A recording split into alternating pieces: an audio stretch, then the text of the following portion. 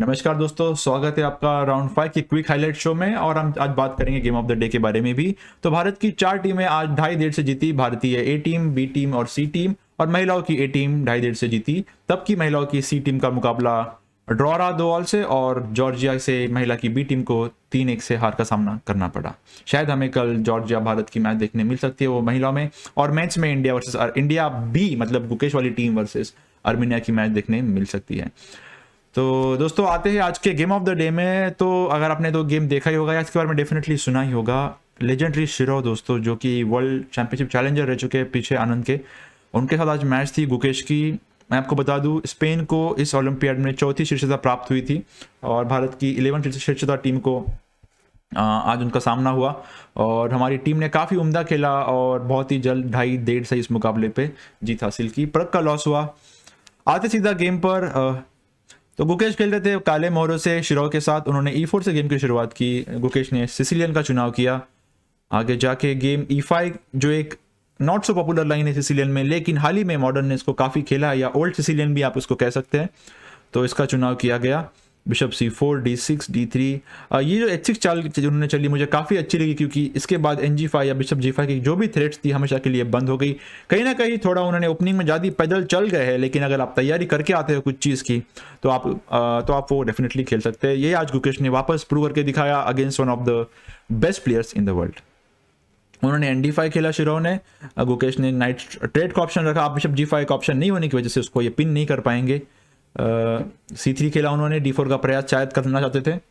Bishop E7, A3, A5, यहाँ पर कोई मौका देते नहीं हुए। B4 का प्रयास शायद शिरोव करना चाहते थे, लेकिन गुकेश ने उन्हें पूरी तरह से यहाँ पर रोक दिया, जिसके चलते शिरोव ने रेगुलर कैसलिंग करने के अलावा, अगर कैसलिंग हो जाता तो गेम बड़ा नॉर्मल आगे चलता। बिशप निकलता, शायद रुक B1, B4 at some point हो जाता, या कुछ और आइडिया से गेम आगे बढ़ सकता था। लेकिन शिरोव अपने क्रिएटिव और एक अलग अंदाज में खेलने को जाने जाते हैं, जिसके उन्होंने रुक G1 खेला, जिसका आइडिया था G4, G5 का प्लान आगे शायद कुछ एक्शन करके G4, G5 वो करना चाहते थे।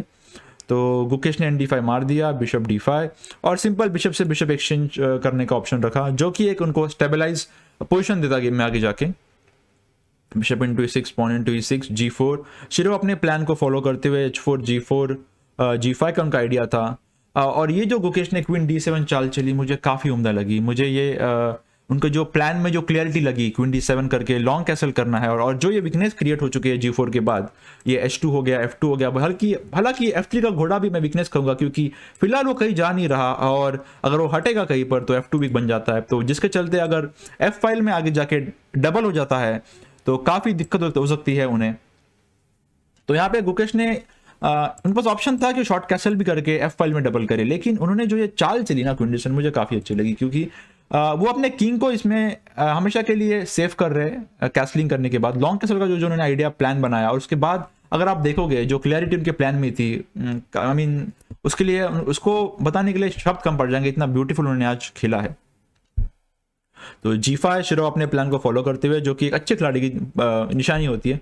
तो गुकेश ने GH6 अलाउ नहीं किया, क्योंकि अगर GH6 होता शॉर्ट लॉन्ग कैसल के बाद, तो रुक को ये पूरी फाइल मिल जाएगी। तो उन्होंने इसको मारा HG5, बिशप G5, जो कि काफ़ी लॉजिकल था।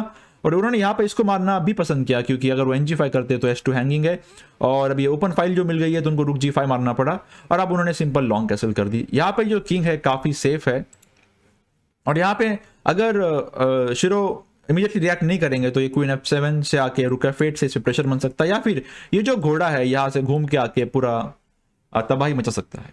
तो इसके चलते शिरोव ने क्वीन E2 किया, और उन्होंने अपना इमरजेंसी ब्रेक लगा दिया, क्योंकि वो जानते थे कि अगर अभी वो पोजीशन को बचाने के लिए नहीं खेलेंगे तो कहीं ना कहीं फंस सकते हैं, बहुत जल्दी हार सकते हैं कहीं। तो उन्होंने लॉन्ग कैसल का आइडिया प्लान बनाया। तो गुकेश ने रुक F8 खेला, जो उनका प्लान था लॉन्ग कैसल किया गया। अभी यहाँ पे वो रुक F7 खेले, क्योंकि अगर आप क्वीन F7 खेलोगे तो रुक G3 है, और अगर आप नाइट E7 लेके आते हो तो व्हाइट के पास भी रुक G1 का तगड़ा जवाब है, जिसके चलते आप नाइट G6 नहीं खेल पाओगे, जो कि गुकेश का शायद एक वन ऑफ द प्लान्स था। तो यहाँ पर गुकेश ने हल्के से प्लान को चेंज किया और रुक F7 खेले, और रुक F8 का प्रयास करके इस पे अटैक करने का प्रयास किया। तो रुक G2 खेले। अभी अगर यहाँ पे वो रुक F8 खेलते हैं तो नाइट H4 आके काफ़ी इंप्रूव हो जाएगा। तो एक प्रोफिलैक्टिक चाल दी शिरोव ने यहाँ पर। तो गुकेश ने अगली जो चाल करी दोस्तों काफ़ी ब्यूटीफुल है, एक पोजिशनल मूव और एक बहुत ही शानदार चाल A4। अब यहाँ पे जो गड्ढा हो गया था जो ओपनिंग में क्रिएट हो गया था, इस पर किसी का ध्यान नहीं था सिवाय गुकेश के। तो अब वो चाहते हैं कि N7 का प्लान को छोड़ के नाइट A5 से लेके आए और B3 पे जो गड्ढा हुआ है इसका इस्तेमाल करे। और अगर क्वीन C2 हो तो भी वो पॉन बच रहा है, क्योंकि ये क्वीन जो डिसेंट उन्होंने लाई थी बहुत डीप प्लानिंग से लाई थी, जिसके कारण सब कुछ बच रहा है। तो ये काफी अच्छी चाल, एक अच्छा गड्ढा बना दिया यहाँ पर। और रुक G1 और उसके बाद B5। और जब उन्होंने ये चाल चली तो डेफिनेटली ये डबल एज्ड है, काफी एग्रेसिव और अटैकिंग चाल है। और कहीं ना कहीं शिरो को सवाल पूछ रहे थे वो कि क्या आज की डेट में भी आप अच्छे से कैलकुलेट कर पाते हो या नहीं। और ऐसे सवाल वो गेम में करते रहे और उनको आखिर में एक अच्छी पोजीशन मिल गई। और अगर मानो मैं प्लान की बात की जाए तो शायद Gukesh king B8 king A8 लेके ये रुक B8 लाकर क्वीन B7 से इधर धावा बोलना चाहते थे, या फिर नाइट A5 करके भी कर सकते हैं, या फिर सीधा किंग B8 लाओ रुक B8 और सीधे B4 से अटैक कर दो इन सैनिकों पर। तो गुकेश का काफी सिंपल प्लान था, क्योंकि किंग साइड पे शिरो ने काफी कुछ बचा लिया था और G7 का पॉन भी उन्होंने काफी एक्टिव तरीके से बचाया था, जबकि रुक क्वीन साइड पे इजीली शिफ्ट भी हो सकता है।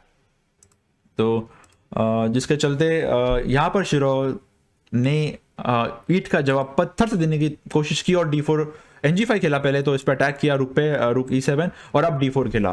तो पोजीशन को काफी कॉम्प्लिकेट बना दिया। और जब बात आती है कॉम्प्लिकेशंस की और कैलकुलेशन की दोस्तों, तो शायद ही कोई आज की डेट में गुकेश से अच्छा कैलकुलेट कर रहा है, क्योंकि बिल्कुल भी मौका नहीं देते और एकदम एक्यूरेट कैलकुलेशन करते हैं वो। यहाँ पर उन्होंने ये पॉन जरूर हैंगिंग था, परंतु उन्होंने इसको बचाया नहीं, बल्कि एक्यूरेट कैलकुलेट करके ED4 मारा। और ED4 मारेगा तो नाइट D4 काफी सिंपल है, लेकिन अगर क्वीन B5 करे तो आप इस पोजीशन में क्या करोगे? जरा पॉज कीजिए वीडियो को और बताइए कि how you will proceed as a black. और अगर आपने सिंपल सी नाइट E5 मोड ढूंढ निकाली है तो आप सही डायरेक्शन में आगे बढ़ रहे हो। Well done. Queen A6 check, अगर ये मारते हैं तो किंग D7 के बाद काफी उम्दा एंड गेम, ये जो पास पॉन निकल रहा है इसके जोर पर ये काफी अच्छा रहेगा। तो क्वीन A6 चेक दिया गया, क्वीन B7, अगर आप क्वीन D6 मारोगे तो नाइट D3 चेक आ रहा है और उसके बाद तबाही मच जाएगी, ये किंग बच नहीं पाएगा, जिसके चलते शिरो को यहाँ पर क्वीन B7 ही मारना पड़ा, क्योंकि क्वीन A4 पर भी सेम वेरिएशन आ रहा था। Queen B7 king B7 CD4 अगर नहीं मारेगा तो गुकेश इसको मार के पूरा उनका स्ट्रक्चर खराब कर देंगे, जिसके बाद A3 बच नहीं पाएगा। तो इन टेक्स के बाद अगर हम पोजीशन पे और थोड़ा नजर डालें रुक कर, तो हम पाएंगे कि मटेरियल जरूर इक्वल है, लेकिन ये जो पॉन है E6 D6 D4, स्पेशली ये D4 और A4 के जो पॉन्स है ये काफी स्ट्रांग बन चुके हैं,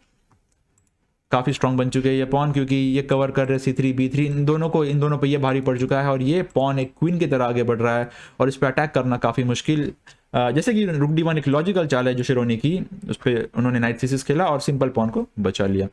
अब उन्होंने F4 खेला, E5 करके गुकेश ने इसका मजबूती बढ़ाई। यहाँ पे उनके पास ऑप्शन था F into E5 D into E5 करे, लेकिन शिरो वंस अगेन अपने अग्रेसिव अंदाज के लिए जाने जाते हैं और उन्होंने चैलेंज को एक्सेप्ट किया और F5 खेला, जो ये गेम की मैं कहूँगा आखिरी गलती साबित हुई। इसके बाद गुकेश ने उनको एक भी मौका नहीं दिया। शायद F into E5 मारते तो थोड़ा गेम और चलता और थोड़ा इसमें ग्राइंड करना पड़ता, क्योंकि इतना आसान नहीं होता। लेकिन ये पोजीशन फिर भी ब्लैक के लिए काफ़ी अच्छी है, और क्योंकि वाइट के पीसेस एक्टिव नहीं है और ब्लैक के पास काफ़ी उम्दा एक्टिविटी है, ये रुक घूम सकता है, ये नाइट घूम सकता है, तो एक ओवरऑल अच्छी पोजीशन थी। इसमें थोड़ा वो कहते हैं ना स्लो पॉइजनिंग होता, तो शिरो ने कहा कि मैं F5 खेलूंगा और विन का प्रयास करूंगा, क्योंकि इसमें उनके पास भी विनिंग चांसेस बन सकते हैं। अब यहाँ से शुरू होता है गुकेश का एक इंप्रेसिव कैलकुलेशन। उन्होंने खेला नाइट A5, नाइट E6 तो आना ही था, फिर आया night B3 check, king B1, और अगली जो चाल है दोस्तों, यहाँ आप पॉज कीजिए और तब तक सोचते रहिए, अब तक आप ये मुंह को ढूंढ नहीं निकालते, क्योंकि ये बहुत इंपॉर्टेंट है, जिसने गेम पलटा। तो अगर आपने रुक H4 ढूंढ निकाला है, रुक H4 का आइडिया तो डेफिनेटली था, लेकिन इसमें कुछ नाइट G7 या रुक G7 के बाद कुछ चेक आ रहे थे, तो गुकेश ने पहले किंग B6 खेला। किंग B6 बहुत डिफिकल्ट चाल है, आई नो, अगर आपने गेम देखा नहीं होगा तो बहुत डिफिकल्ट है। इनफैक्ट मैंने गेम देखा है, मैं भी रुक H4 पहले खेल रहा था, बट जो किंग B6 चाल है ये बहुत ही उम्दा चाल है, क्योंकि आप किंग को अपने एनी चेक से बाहर निकाल रहे हो और आगे की तैयारी के लिए भी तैयार कर रहे हो। अगर यहाँ पे कोई रुक G1 खेले तो बहुत सिंपल है, आप रुक H4 खेल के, मैं दिखा देता हूँ आपको, रुक G1 मानो रुक H4 रुक इन टू अगर मारे टेक्स और अगर कोई रुक G7 करे तो आप रुक इन D4 नहीं मारेंगे, बल्कि आप पहले नाइट चेक देंगे और उसके बाद नाइट इन E4 और अभी H2 बच नहीं रहा और ये नाइट F6 आ रहा है। अगर आप रुक G2 खेलते हो तो रुक H3 के बाद ये गेम केवल औपचारिकता बच जाएगी, क्योंकि रुक E2 पे D3 का थ्रेट है और रुक F3 रुक नहीं रहा, ये पॉन जाएगा, ये पॉन आगे बढ़ेंगे, ये नाइट कुछ कर नहीं रहा। All rook end games are winning for black, जिसके चलते शिरोव ने गेम में रुक C2 खेलने का प्रयास किया और चाहते थे कि कुछ काउंटर प्ले क्रिएट कर सके इस किंग के अगेंस्ट, क्योंकि उन्होंने लास्ट मूव जो किंग B6 खेली थी तो ये शिरोव को इतनी पसंद नहीं आई, लेकिन ये बहुत अच्छी चाल थी। गुकेश ने अपने कैलकुलेशन जवाब दिया, रुक H4 के लिए अटैकिंग द E4 पॉन, रुक C4 इस पर अटैक किया। गुकेश का कैलकुलेशन काफ़ी अच्छा था, 4 मिनट ज़रूर रह गए थे इस पोजीशन में आते आते, लेकिन एक बार कैलकुलेशन पूरा हो गया उसके बाद गुकेश ने काफ़ी स्पीड दिखाई, रुक इन E4 झट से मारा, रुक A4 और सिंपल नाइट C5 खेले। बोले कि आप एक्सचेंज कीजिए और जो रुक एंड गेम आएगा उसके बाद ये पॉन आगे बढ़ेंगे और उनको रोकना नामुमकिन था। तो उन्होंने चेक दिया, थोड़े ट्रिक्स के लिए खेले शिरोव ज़रूर, इसको पिन किया, यहाँ पे रुक E2 खेले और यहाँ पे उनके पास ऑप्शन था कि एक पॉन हासिल कर ले नाइट C5 BC5 रुक C4, लेकिन यहाँ पे आती है उम्दा चाल किंग D5 रुक इन टू पॉन और किंग E4 और उसके बाद ये पॉन रुकेगा नहीं, ये पॉन भी जा रहा है और अगर आप ये रुक को पीछे लगा दो तो फिर तो क्या ही कहने, ये क्वीन करके ही रुकेगा। तो ये लूजिंग समझ में आ गया था शिरोव के, इसलिए उन्होंने यहाँ पर H4 खेला, सोचा कि एटलीस्ट एक पॉन तो बचा लूँ और देखो कि ये लड़का क्या करता है, कैसे गेम को आगे बढ़ाता है। उन्होंने किंग D5 खेला, भले इंजन को मुझे इतनी पसंद नहीं आई, लेकिन ये जो प्लान था किंग D5 किंग ऑफ का मुझे बहुत पसंद आ रहा था स्टार्टिंग से ही, क्योंकि इसमें अपन को कोई काउंटर प्ले नहीं मिलता। भले D3 भी विनिंग हो सकता है यहाँ पर, लेकिन इसमें नाइट C5 मानो ये मारेगा, फिर रुक C4 ये पॉन जा रहा है, कुछ परपेचुअल के सेट हो सकते हैं इसलिए जो उन्होंने किंग D5 का जो प्लान किया मुझे बहुत पसंद आया, क्योंकि एक बार किंग निकल गया ना आपका तो ये पॉन तो वैसे भी रुकने नहीं वाले, और अगर आप काउंटर प्ले नहीं दोगे तो आप बहुत इजीली जीत सकते हो। 2700 के अगेंस्ट भी ये गुकेश ने आज खेल के दिखाया। रुक B5 खेले, पॉन के पीछे भागे, वो किंग E4 चले गए एज पर द प्लान। अब इसका थ्रेट है, ये भी मर रहा है तो NC5 मारना पड़ा, टेक्स और अब यहाँ गुकेश ने जस्ट अपने प्लान को फॉलो किया D3, और अगर यहाँ पर रुक D5 खेलेंगे तो शायद जस्ट रुक F2 भी खेल सकते हैं और इसको मार सकते हैं और उसके बाद अपना आगे का प्रयास और पॉन पुश करेंगे। डायरेक्ट D2 मत खेलेगा बिकॉज किंग C2 आएगा और चेक पे किंग D1 और आप पॉन खो बैठेंगे।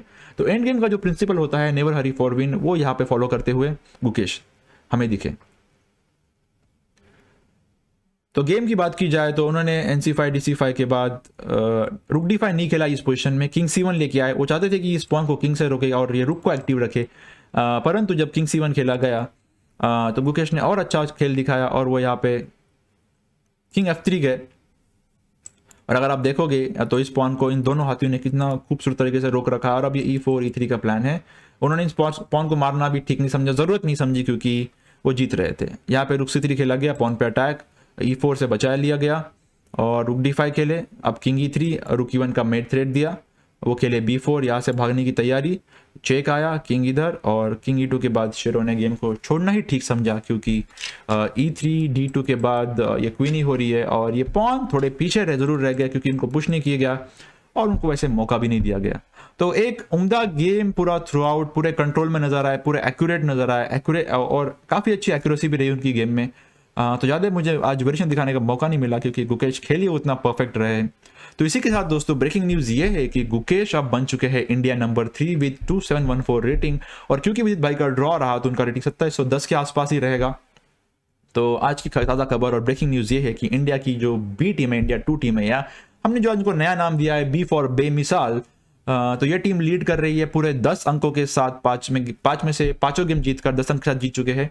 और एक टीम सिर्फ 10 अंक पे है, वो है अर्मीनिया। तो कल भारत और अर्मीनिया का मैच होगा और वापस कल तो गुकेश को व्हाइट मिलेगा, तो ज़रूर जुड़िएगा हमारे साथ कल 3 बजे for live coverage of chess olympiad. मिलते हैं अगले वीडियो में और thank you for joining in दोस्तों। Bye bye, good night.